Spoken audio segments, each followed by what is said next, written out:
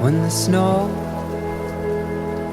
starts to fall and you're buried down beneath it all.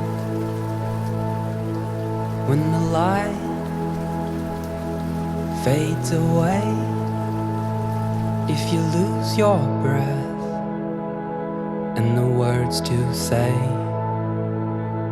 tides will turn, rest assured, 'cause seasons pass, a new day dawns. A Bíblia diz que Deus é amor. Então, para viver um grande amor, é preciso beber da fonte que é Deus. Parabéns por essa escolha de convidar Deus para ser a rocha dessa construção, desse lar que vocês vão estar edificando.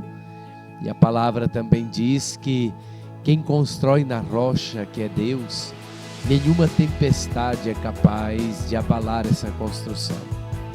Para que mais tempestade ou chuva que hoje?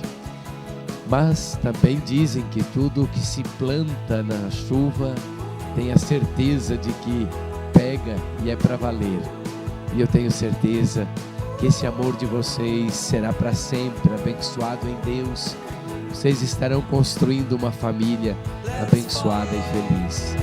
Where rivers flow, let's see how far we can go. When it feels like Você me ensinou tanto sobre o amor. Amar, você me mostrou que existem infinitas formas de expressar esse sentimento. Quanto mais eu aprendo a falar a sua linguagem, mais você aprende a falar a minha. E isso nos torna ainda mais próximos. Nesses 10 anos que se passaram, vivemos muitas aventuras, muitas histórias, nos divertimos muito. Esses foram nossos primeiros 10 anos juntos. Ainda vamos ter muito mais pela frente.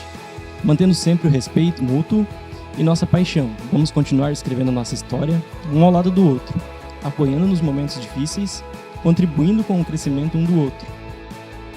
Eu prometo ser fiel a este sentimento e te amar em todas as formas possíveis. Prometo te incentivar nos seus sonhos, te servir com todo o amor que tenho, te abraçar, tanto nos momentos felizes quanto nos tristes.